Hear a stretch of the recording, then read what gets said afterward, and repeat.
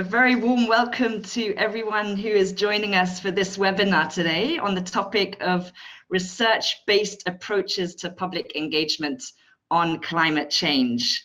So why do we consider this to be so relevant right now?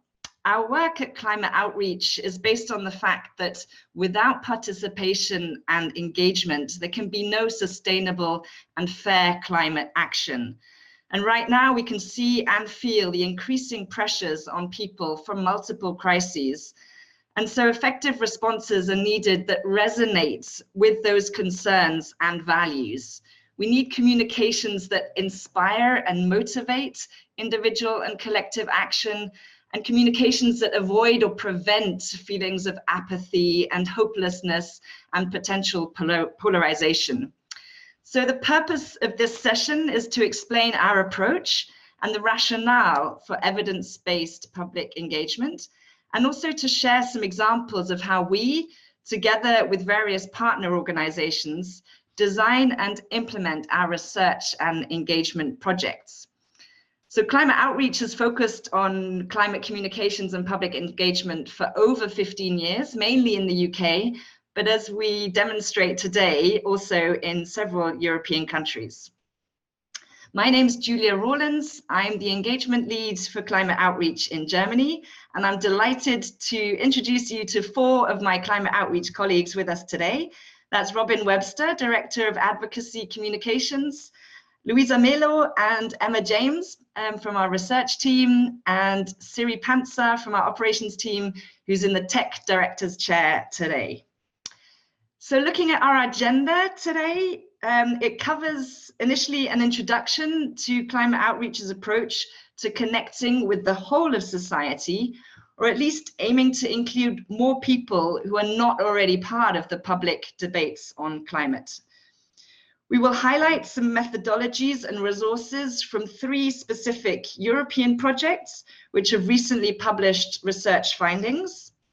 And then we're looking forward to your questions and comments and a discussion.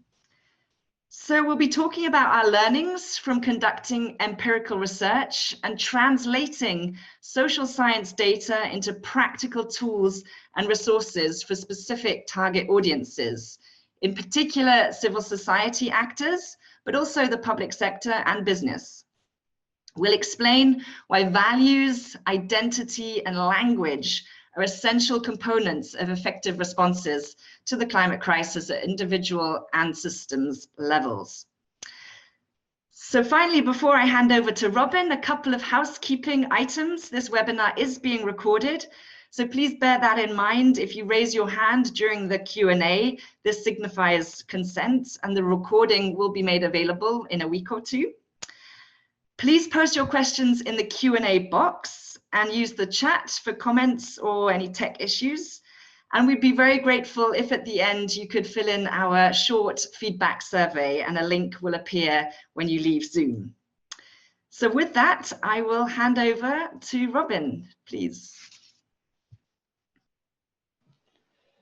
Hi, everybody. Thanks so much, Julia.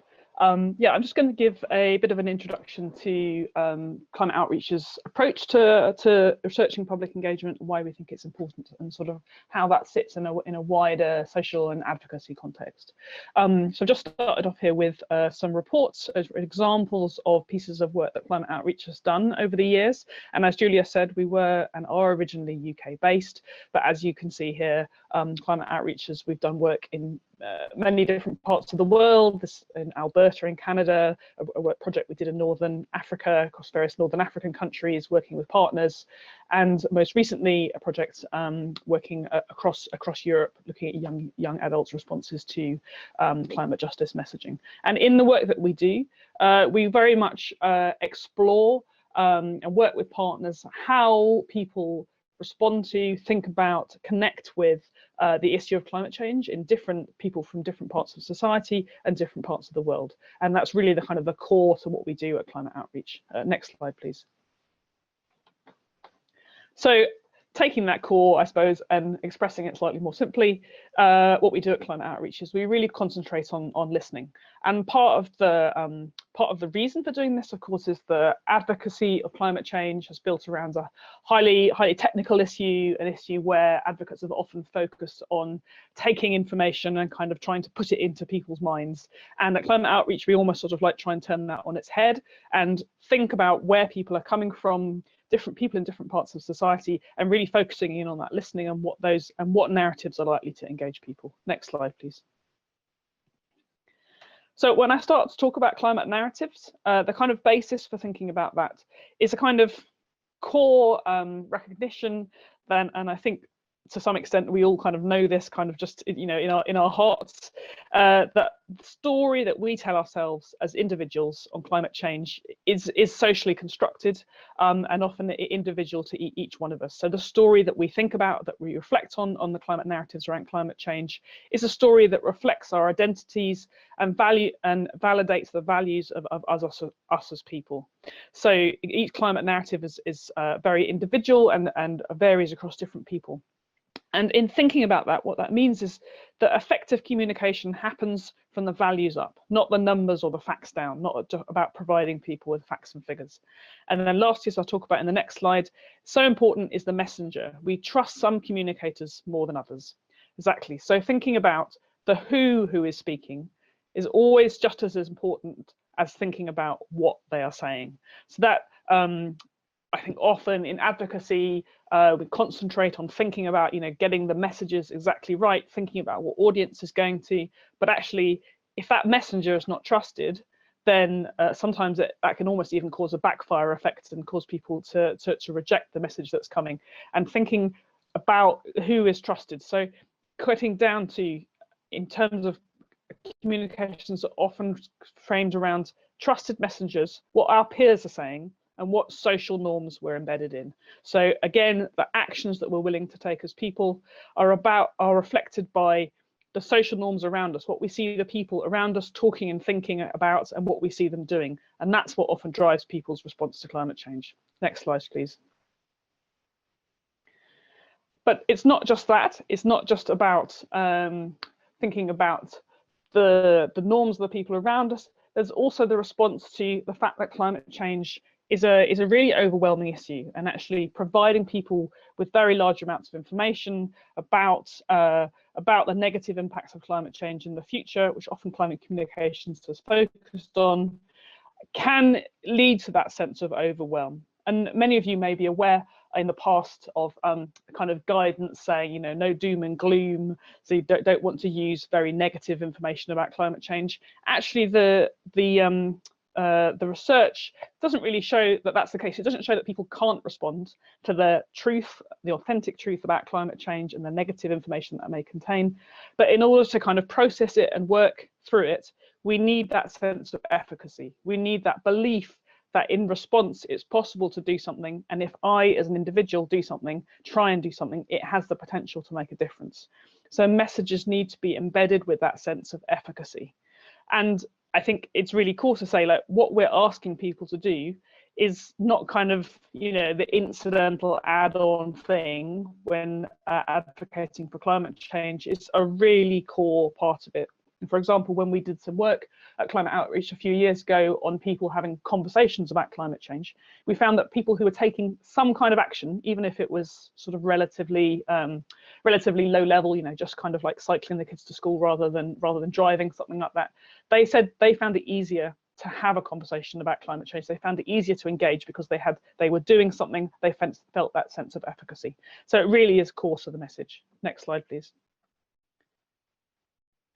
And I think something that's really interesting to explore for us as individuals is that climate change means quite different things for different people. It's a very large and overwhelming issue. So if you were to just ask yourself the question quickly, sort of like, what images come into my head personally when I think about climate change, you could get messages that reflect all the different sorts of here that's on this map. about kind of terrifying fires, enormous impacts, about floods, but you could also be thinking about technological solutions. You could be thinking about things you might do in your own life as a response.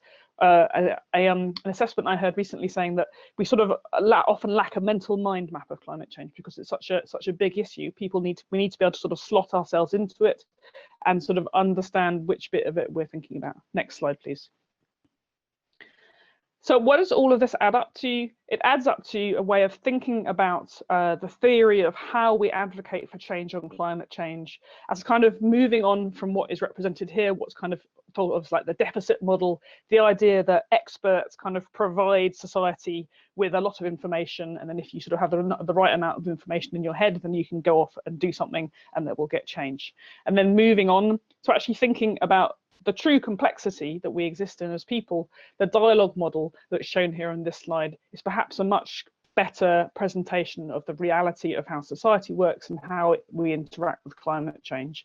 That as people living within a society, we are contributors to the social intelligence. We interact with our peers around us, we have conversations with people, people see what we're doing, and we are influenced by trade and industry, by experts, and also we have influence on the wider society on, for example, like the actions that business take, the actions that governments take. So it's quite a sort of complex picture of how change happens, and by having a deeper understanding of that slightly more complex picture, it can allow us to engage with different audiences and really think about how to drive change. Next slide, please. So what does this all add up to?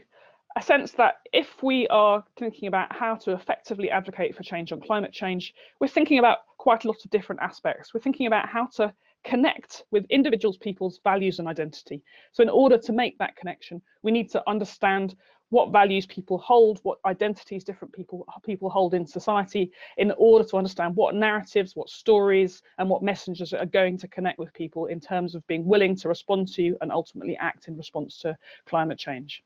But also we need to think about normalizing that climate conversation in day-to-day life. In climate outreach, we frequently in the past talked about an idea of like a climate silence, like that there's an agreement across society that we don't have conversations about climate change. It's too large, it's too difficult, it's almost sort of rude.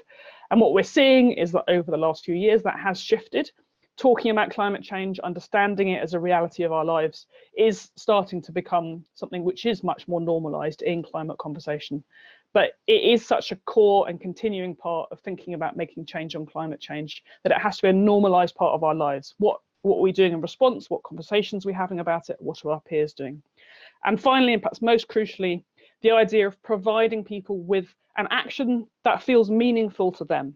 And then I think that's really core, because if you can ask some parts of society, for example, to take action on a political level to lobby their MP or something like that, but people in other parts of society may be much more locally embedded in how they want to do things in their local community and how they're likely to respond, may come in thinking about climate change in a completely different way. And in order to offer that action to them, empower people to take action, that needs to be presented to them in such a way as that action feels meaningful to them. So that again is one of the core parts of why we do this climate engagement research, to understand these deeper aspects of people's lives. Next slide, please. And I think that's the end of my bit. Great. Many thanks for that overview, Robin. And talking about understanding our audiences, as well as bridging the gap between research and practice, we're very interested in hearing about your experience. So we're going to bring up a poll here and would invite you to respond to this question. What do you know about your target audience? And we have a few choices here. Please make your selection. We will give you a few moments for that. I hope you can all see it. Great, I can see some responses coming in: age, socioeconomic background, location. And once you've filled in the poll, perhaps using the chat, you can expand a little and explain, where do you get this information from about your audiences? What sources do you go to find out about your audiences? So we're getting lots of responses in now. Location and age seem to be most popular answers. but actually values features as well with 40%. So each of the categories has been chosen, a good spread. And in the chat, if you have any answers on where do you find out about your audiences, please do post that in there so we can see. I think most people have now voted. And yeah, you may well receive information from many, many different sources. So it's perhaps not an easy question to answer here now, but if you have an idea, please do post it. And we will show the results of the poll now, I think. I hope you can see that.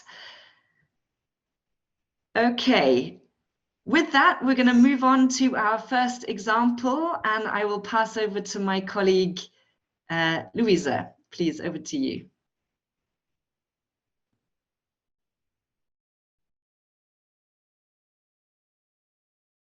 Oh, you're on mute, Louisa. I think we can't hear you.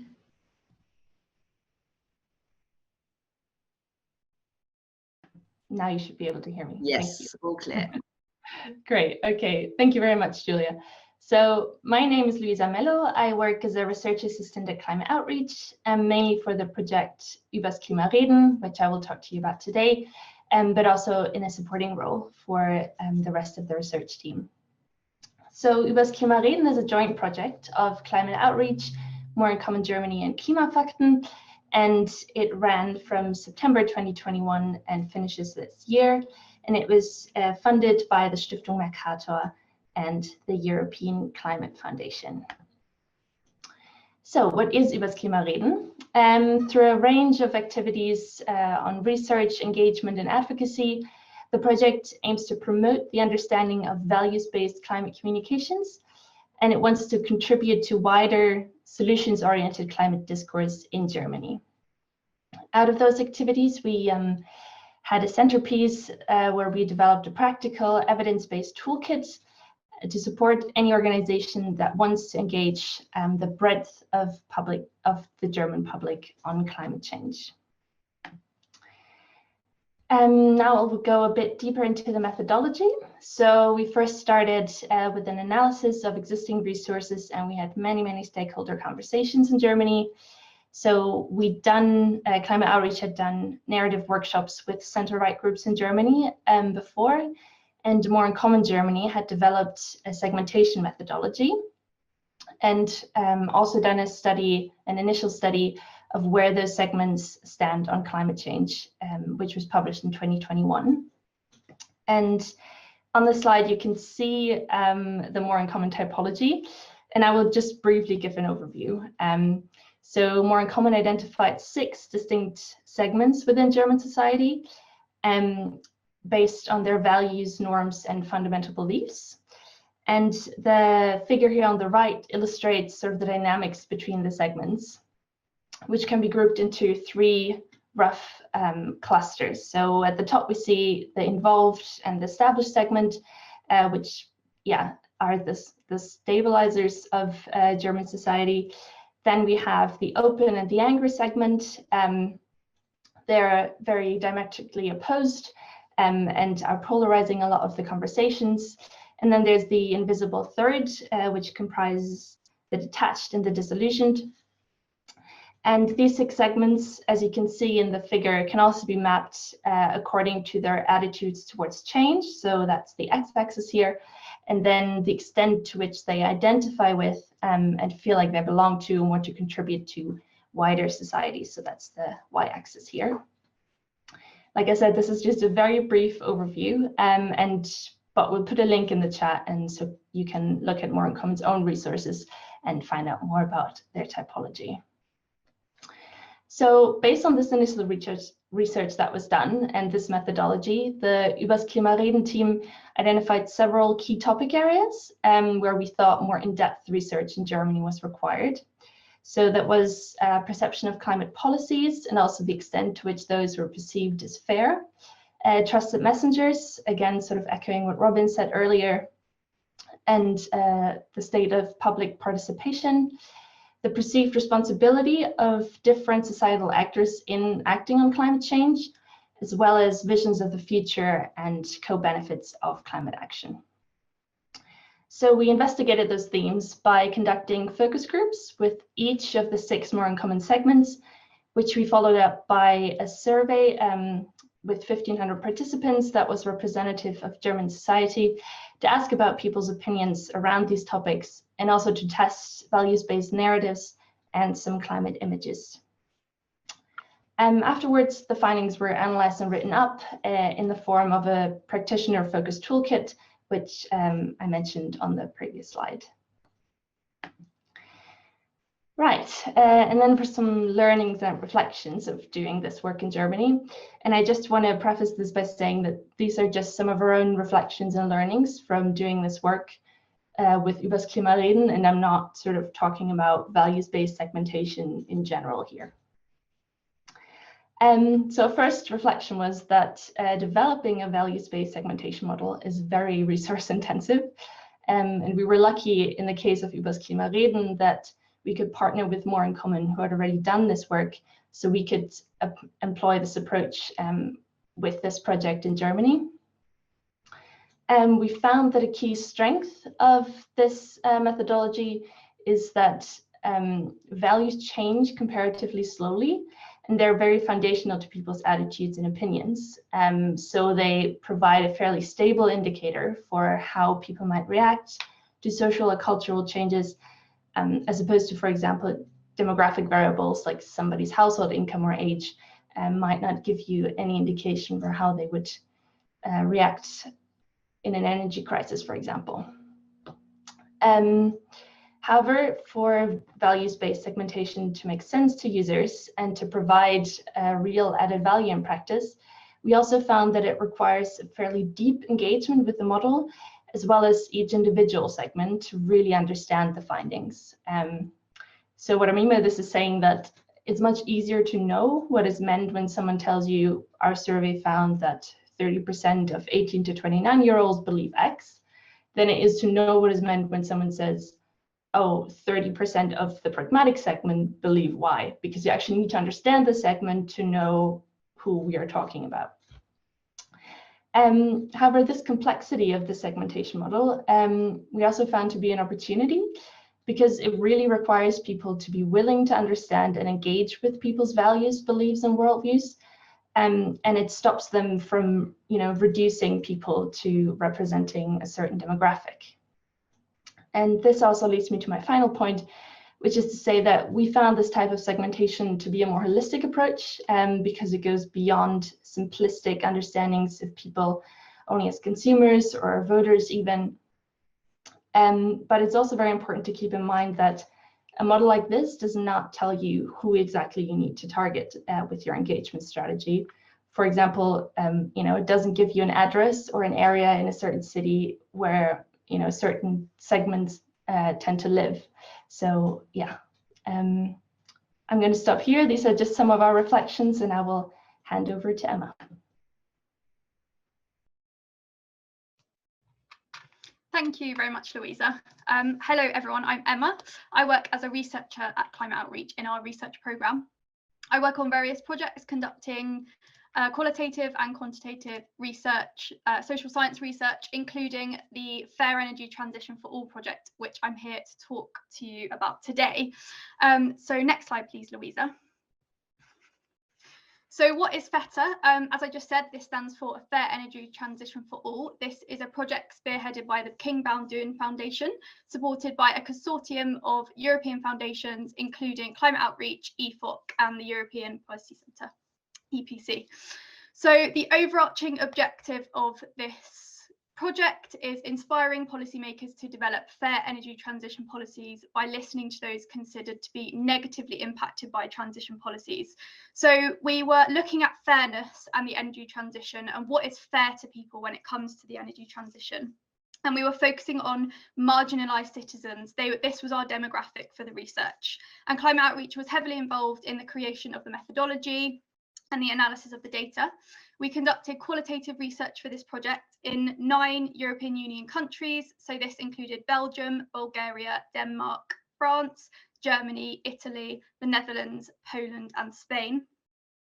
And we gathered over 900 marginalised citizens to participate in this research.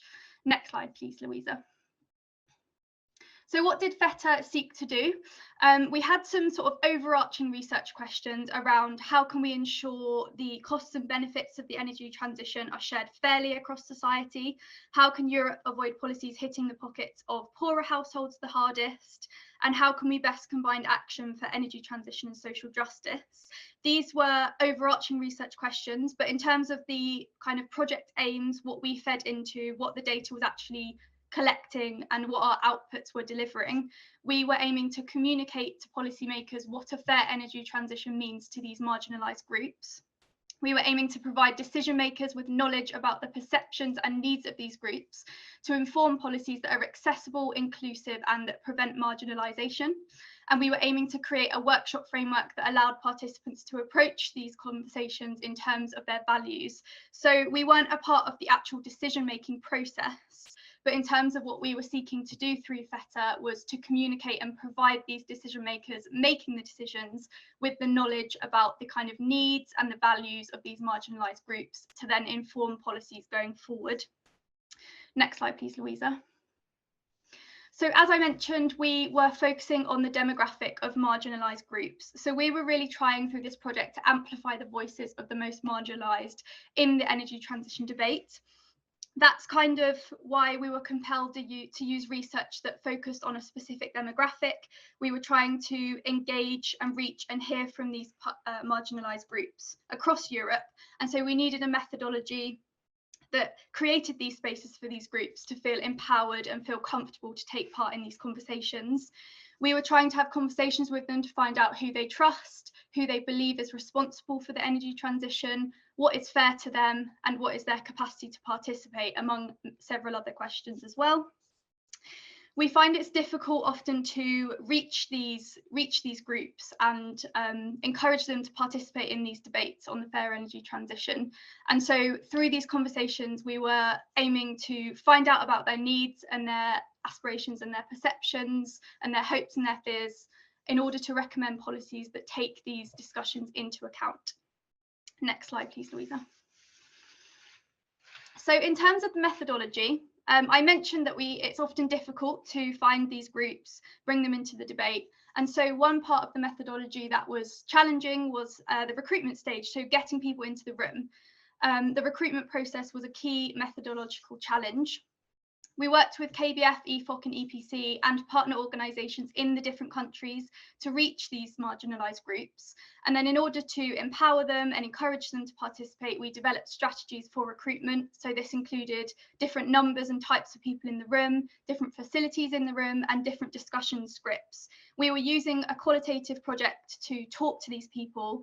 And so in order to empower them and encourage them to participate, we developed these strategies to ensure they all felt comfortable to do so.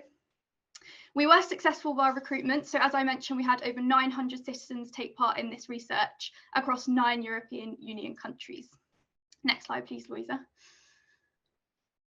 So in terms of the methods we used to talk to these citizens, first we conducted focus groups, and this was with an energy diaries approach. This was influenced by Climate Outreach's narrative workshop design. So by energy diaries approach, what I mean is we described energy scenarios in the future. This was adapted for each country to make it kind of realistic to those circumstances in the country and in the local areas. And this allowed participants to have discussions on these scenarios, and then we could listen to what they were feeling about them, what their perceptions were of them, what their sort of lived experiences were of these different kind of energy scenarios in their local areas. The 2 most common topics discussed around these energy diaries were housing and transport, and the energy kind of needs that are around those 2 topics. We then conducted national expert meetings. These were organised in each country with policy experts, and the policy experts discussed policies around or recommended policies based on the focus group findings. So the discussions we'd already had with these participants, experts then recommended energy transition policies that took these discussions into account and really reflected the needs of those most marginalised. We then conducted fair energy forums. This was with selected participants that had already taken part in the focus groups, but also additional marginalised people. We conducted these forums to allow the participants to have a chance to discuss the policy recommendations that were being recommended, and to really talk about if they felt that their voices had been represented in these policies, and to rank them based on how they feel they should be prioritised. And we also had a focus on communications in these forums. So in order for climate outreach to then analyse the communications data and recommend communications recommendations for how these policies should be communicated. So participants were able to discuss how they feel they should be communicated with their communities. Next slide, please, Louisa. And so finally, in terms of learnings, we learned a lot from this project. The findings were presented at COP27, which was really exciting to disseminate our findings. But in terms of the learnings from the methodology in particular, we learned that targeting a specific demographic and creating different discussion spaces allows for the understanding of the needs and the lived experience of the demographic we're targeting. So lived experiences of the energy transition and kind of perceptions of fairness, in particular in the case of this project. And we learned that workshop frameworks need to reflect the differing needs of the groups you're working with and be adaptable to these needs. So we can't group marginalised groups together and expect methods to work effectively for all groups. So an example of how we adapted in this project is our adaptation of the narrative workshop approach. So our narrative design is based around working with people's values, which is often a difficult concept to translate, especially across 9 countries in the case of this project. And it felt quite abstract to these audiences. And so in order to make discussions of the values less abstract, we developed the energy diaries approach that was specific to the circumstances of the participants taking part. It was easier to kind of resonate with and reflect on. And so that's how we adapted the approach in this case. So that is it from me and the FETA project. I'll be really happy to answer questions later on if you have any on the methodology or the project in general. And now I will pass over to Robin, who will take you through another example. Thanks so much, Emma. I'm going to talk about what we call the Spark project. This is a 1.5-year research project that Climate Outreach has led on, where we have been engaged exploring how young people across Europe respond to different sets of messaging about climate justice. So I'm going to talk about some of the kind of values and ideas behind that work, and also what we found out as a result of it. This work has been undertaken as a part of a wider European Commission funded project, working with 20 advocate partners across Europe in a project engaging young people on messaging and climate justice and taking action on climate justice, and that's a European Commission funded project. Next slide, please. So what has been the aims of this project and what have we produced? So what we have been doing is understanding how young adults, so that's people aged 18 to 35 across the EU, think about and respond to climate justice messaging. And part of the logic behind this is the need to kind of explore and test a hypothesis that concerned young adults who are concerned about climate change across Europe may be open to a framing of climate change that is, you might say, deeper, more transformative, focused on an understanding of ethics, justice, and that need for transformative change. And certainly, as I'll show, some of the data suggests that indeed young people do have this awareness and are open to some of these deeper understandings. But in order to explore them, it actually means understanding the kind of deeper aspects of climate justice analysis and how young people engage with it.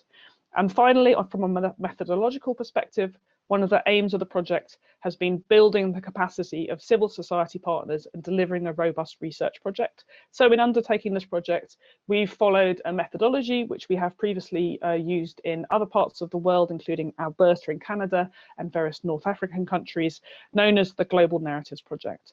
Global Narratives methodology is where we actually work with and train civil society advocates to deliver robust research, to deliver narrative workshops with their own audiences and in their own country, giving us a chance to deliver really professional research in this area, but while working with partners and building the capacity of the partners that we focus on. So next slide, please. So actually, what does that mean in terms of the practice of what we did? So over 18 months, we undertook, first of all, a literature review, and then a pan-European online survey of youth, that was young people aged 18 to 35 across Europe. So we had 6,000 participants in that research in 6 European countries, and that was broadly representative of young adults aged 18 to 35, asking questions and answering questions in an online survey about their response to climate justice messaging.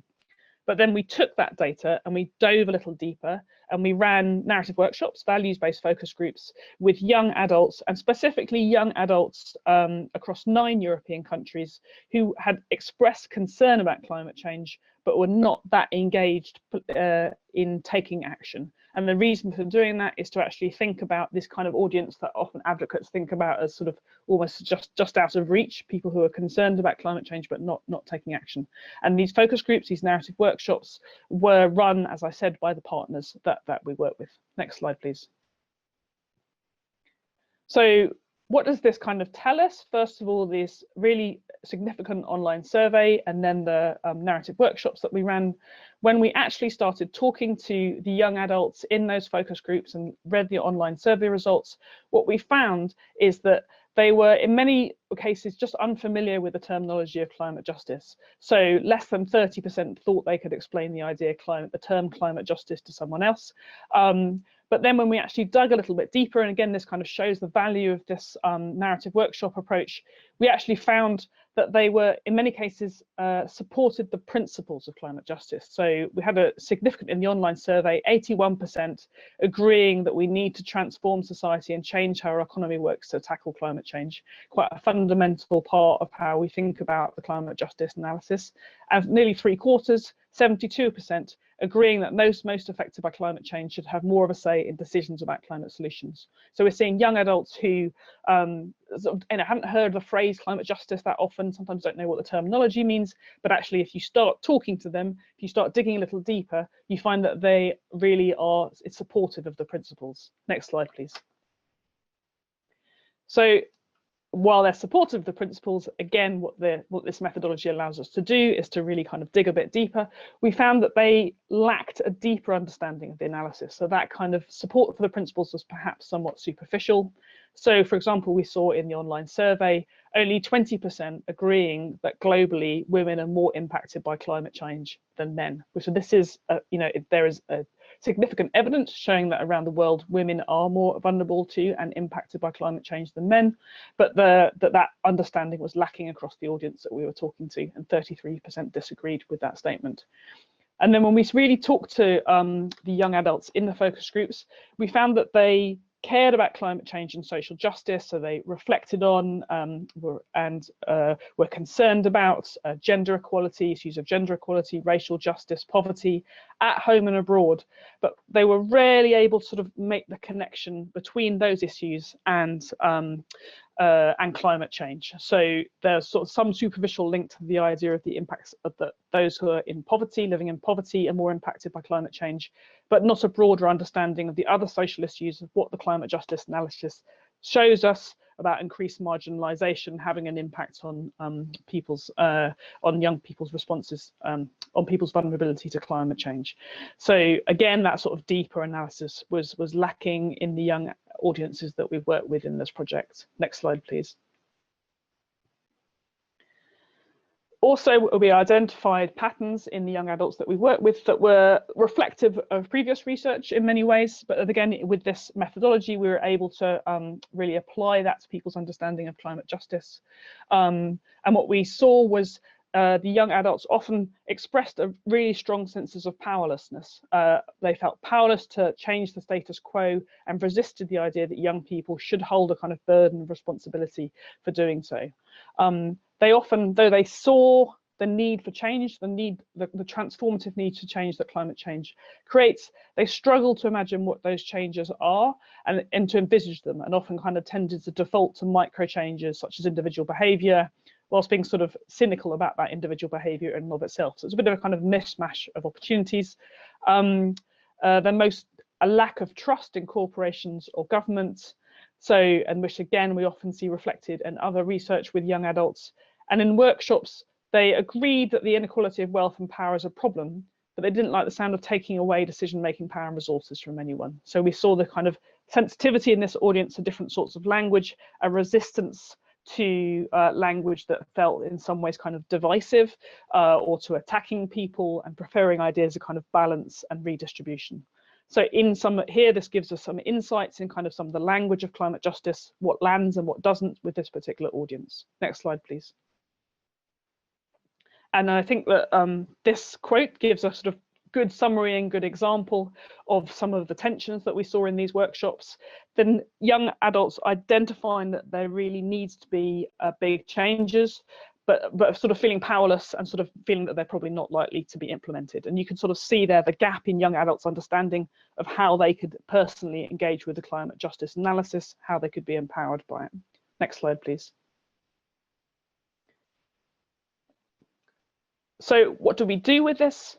So as climate outreach, we dive into these deeper understandings of people's responses to messaging, but then of course, in order to do something with that research, we have to take it a step further and think about, well, what might be alternative narratives and messaging that might be more effective at engaging people once you're sort of working out what those resistances are. So I won't go through like everything on this slide, but just to give an example of the kind of tensions that we're looking here. It's probably less effective to talk about climate change as an isolated technical challenge, and more effective to lean into young adults understanding that both climate change and social justice are really concerning and worrying issues, but lean into that understanding, but then help them to make the links between those particular issues. Another aspect of this is, for example, talking about the problem being who's emitting the most carbon now, which often a sort of conversation which rotates around the climate change debate, but understanding actually that is embedded in a wider historical context, and the unjust political, economic and social systems that have led to that system. So again, providing ways of allowing young adults to make those links between different parts of the climate justice analysis, to dig into what's a pre-existing positive feeling and response to these narratives, but to try and build and help get that greater understanding. So this kind of research can put us in a place to think about that more deeply. Okay, I'm now going to hand back to, I think it's Julia. Yes, great. Thanks very much, Robin. So we've come to the end of our presentation of Climate Outreach's work in Europe with these 3 specific examples. We would really welcome your questions and comments on anything that you've heard. Please do post them in the Q&A box, or just raise your hand and we will come to you, unmute you, and you can speak directly with us. I don't see a question in the Q&A box right now. So please have a think or raise your hand. We hope that this has just given you a little flavor of some of our international work and how we approach evidence-based, values-oriented public engagement research. We talked about the principles at the beginning, and hope that these 3 examples demonstrate how we put that into practice. It would be great to hear any takeaways, any aha moments, anything that stood out perhaps for you, or if you have any particular challenges you see or opportunities, it would be great to hear any good examples also from your work on the ground. It's really important for us to be bridging the research, bringing these insights and making them accessible to people working on the ground. So we see our role as kind of building that bridge. And so we don't just produce reports and text, but we also do offer different formats and tools which are intended to support civil society actors as well as public sector and business in engaging their audiences. I can see a couple of questions have come in now. Thanks very much.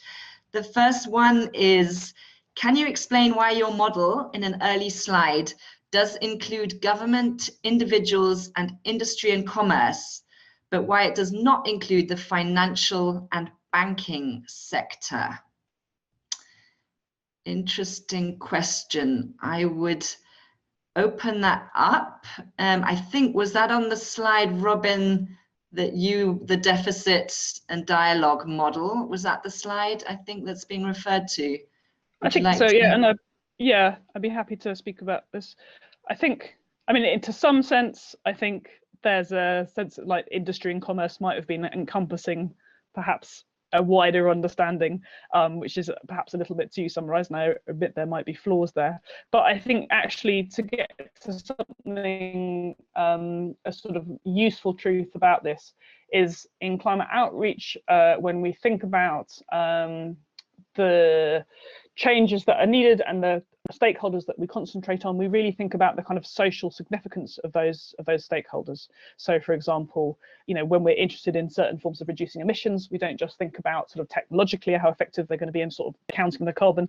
We also think about like, what does that mean in that wider social response? What are people's responses to seeing those changes happening, which might sort of then kind of account for that sort of slightly simplistic kind of industry and commerce, which I think probably encompasses. But I guess what I'm saying is that some forms of reducing emissions tend to be less within the kind of influence on the public sphere. They happen in outside a lot of people's understandings, and at climate outreach we think really deeply about the understandings of people in society, and those are the sort of parts of the conversation that we tend to concentrate on.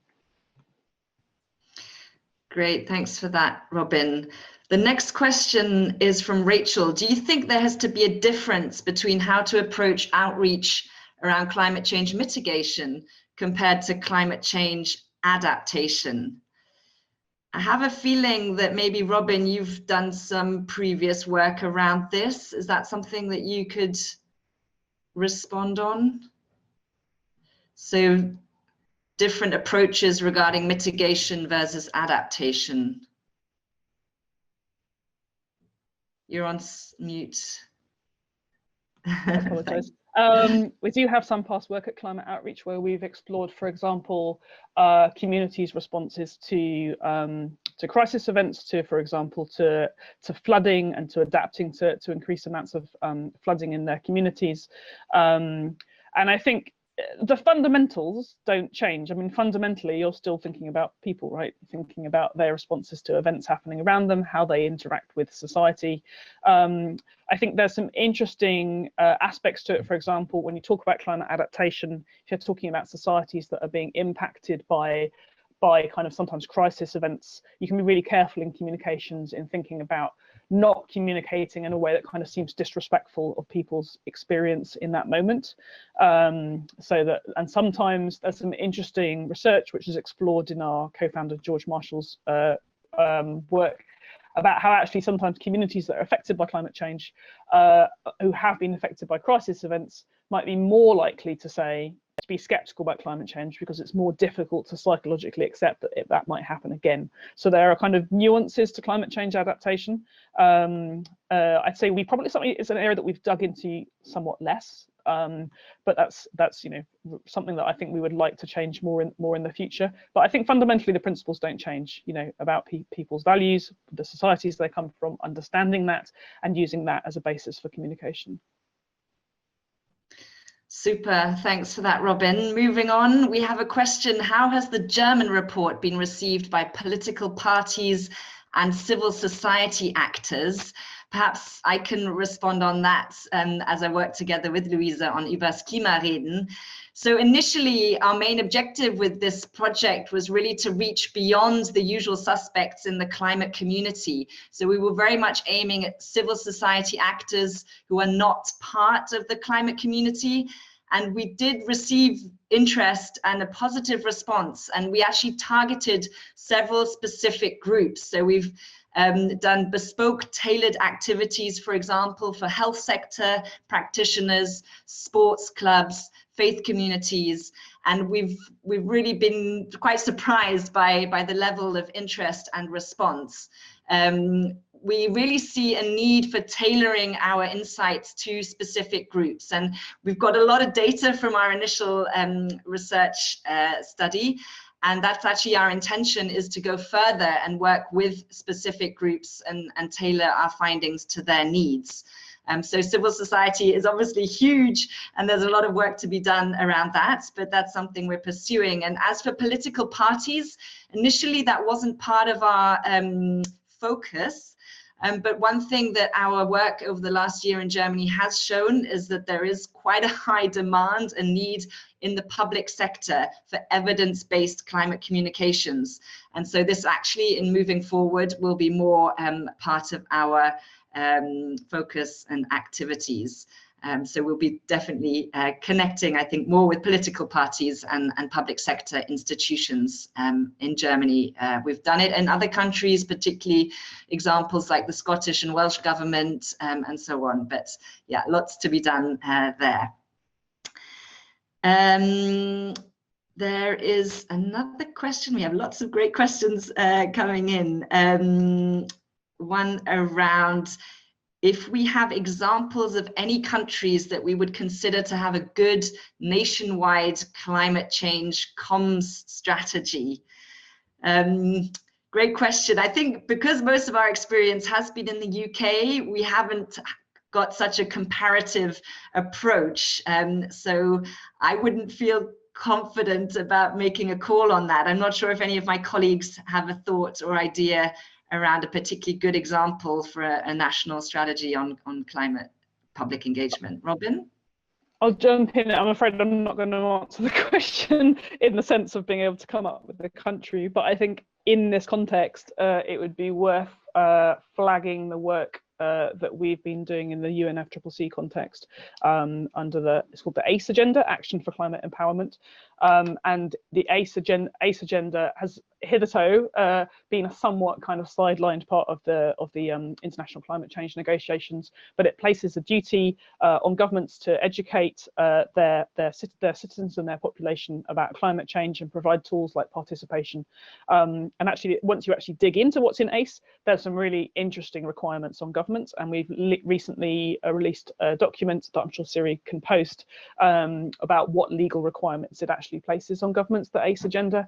I would say that one reason that it's extremely difficult for us to answer this question is that there isn't a clear-cut example.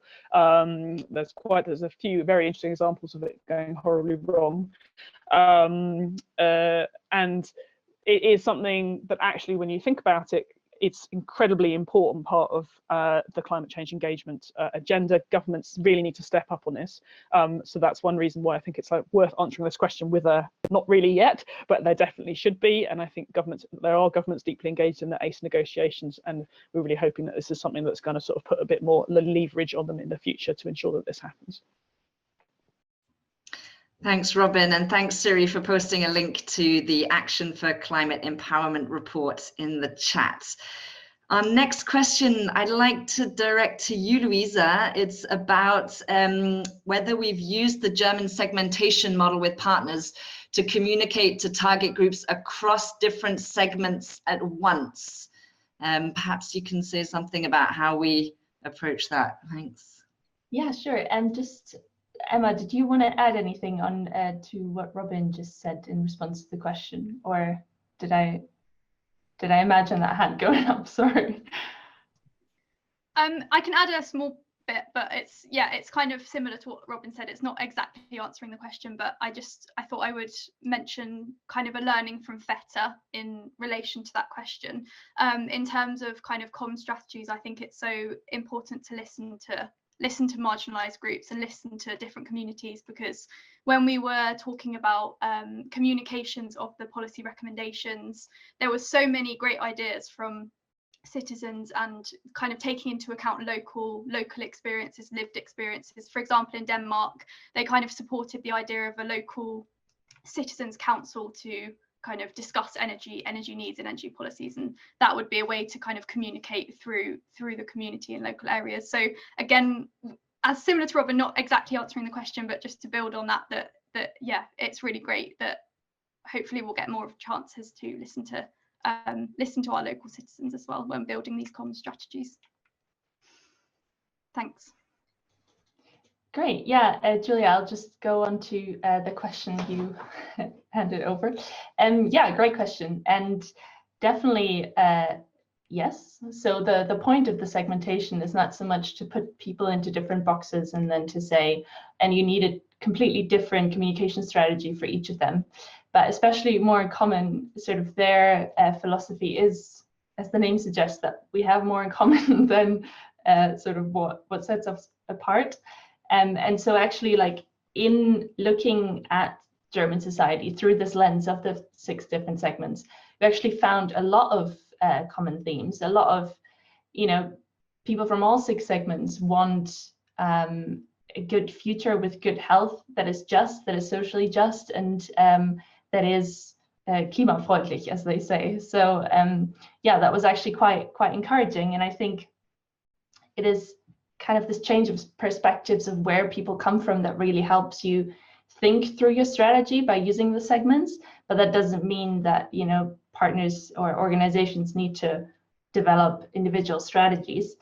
And in terms of how this has worked in practice, I just wanted to shout out, Together for Future have done some work on this and how to use the more in common segmentation to do audience targeting on social media. So they've done it very specifically in Germany, and I can dig out a link there, I hope, to see how that works in practice. That was, yeah, very interesting as well. Thanks a lot, Louisa. So we'll go for another 5 or 10 minutes. The next question is related to Spark, and it is, can you explain further how you were able to have open and no leading questions in your Spark research, for example, on climate justice and young people wanting to look at a whole of society response and not focusing on socio-economical inequities? So no leading questions. That's an interesting. I must say, in terms of digging into the actual questions and answering that really thoroughly, I'd have to go back to the script, which I haven't got sitting in front of me right now. I think the way that the narrative workshops are framed is that we spend, like, the first half of them, we do deliberately ask quite open questions for people, and that's partly to put people in a kind of quite a comfortable space where, where they're kind of interacting with other people in a workshop, and they feel sort of comfortable and able to sort of really talk about how they feel. Yes, and we ask people quite open questions. As I say, like, I don't have the actual questions in front of me, about how they responded to certain parts of the climate justice analysis, just got them to kind of reflect and think about it. And then in the second part of the research, we also presented people with 3 different narratives. So, for example, one of those narratives lent really heavily into talking about kind of the need for civil society, and the need for civil society to take action and kind of movement building approach. One of them lent more heavily into kind of critiquing injustices and using that as a motivation. So part of the way of doing that was to get people to then just talk really openly about how they respond to those narratives, and there's a part of the methodology where they even kind of underline in red and green, like, what really resonates for them and what they find really off-putting. So, for example, one part of that research that was quite helpful is that's where we identified the question about people really disliking language that seemed to them very divisive, and like it was kind of attacking certain segments of society for causing climate change. And indeed, like, that was so powerful, that effect, that it completely sort of negated an entire narrative where people just got obsessed with really just wanting to talk about this 1 or 2 lines because they disliked it so much. So you can really see these kind of responses coming up when they respond to certain lines and certain parts of a narrative.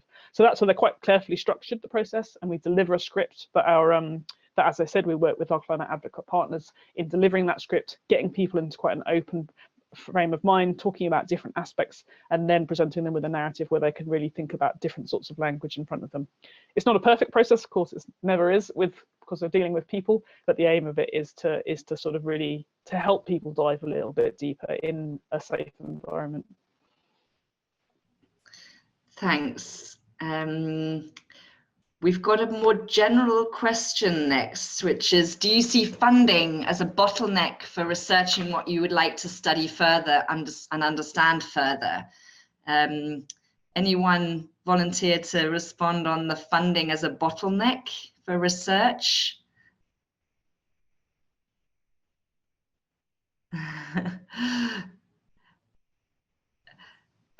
I'm not an I'm not an academic researcher, so I think that I might get a slightly different answer, but I mean, the simple answer to this is yes, in the sense that funding nearly always is a bottleneck. At Climate Outreach, I think we are increasingly working with funder partners who do have a deeper understanding of what it is that we're trying to achieve with this work. And certainly, I think we've seen quite a change over the last few years as funders sort of start to understand the context and values of climate engagement and why we're doing it, and therefore why we're asking these questions. So I think that is positive and does help. And a few years ago, funders might struggle a little bit more to understand why we're diving into this area of work. And for example, like the segmentation audience research work that has been done in Britain in collaboration with More in Common, show that again that kind of work shows what can be achieved and sets a precedent that funders then tend to look at and realize how powerful it can be. And certainly coming from an advocacy perspective, in working in Britain, I can really see how powerful that work has been in helping partners and advocates really think about their audiences. So I guess sometimes it's about setting a precedent. Cool, thanks for that, Robin. Elise, you've posted a question. I'm not sure if you'd like to voice or speak it to us. It's about, I'll try and read it here, but if you want to elaborate, do let us know. On the last slide, we mentioned that a most effective strategy is having a systemic approach, but it's also more complex to explain. So how do we reach our targets with more complex messages? Is there a risk to miss our audiences? I think that's clear. So how do we find a balance between making a message understandable, relatable, accessible, and not yet oversimplifying? I wonder if perhaps Emma, you might have experience on that or an opinion. How do you get that balance? Yeah, no, that's a really good question. And I think it's often about kind of drawing on the values of the audience you're speaking to. So kind of finding more out about the audience you're speaking to before building the messaging, if I'm understanding your question correctly, because I think we've recently done a review of the 7 British segments, which are based off More in Common's core values and beliefs model. And we found kind of different frames that unify across the segments in terms of they encourage people to take climate action. And then we found frames that require a more targeted approach, so require more nuance. And I think in terms of like the complexity of those messages, if we know what frames work for different segments and what frames unify across the segments, I think we can then kind of build on the complexity based on our audience, if that makes sense. So kind of drawing on the values before we kind of add complexity to our messaging to ensure that they are frames that resonate with our audiences. Great. Anyone want to add on that? Or I suppose I'd say something really simple, which is that yes, 'twas ever thus, and it's the balance that we try and strike. So I think it sometimes can be possible in sort of communications messaging approach to really think that everything has to be made incredibly simple. And certainly I've been a campaigner in the past, and we always used to say, once you've got really, really bored of your message, that probably means you might have started saying it often enough. So that I think communications professionals all around the world understand that need for simplicity, but something that we're bringing to this is the need that those messages actually also have to engage with something and engage with some values in people's minds and in their hearts. Sometimes that can be really simple, and to sort of, I guess I often see our work as being fundamentally about respect. It's about respecting that people want to do good in the world. It's about accessing those parts of themselves that sometimes the messaging doesn't.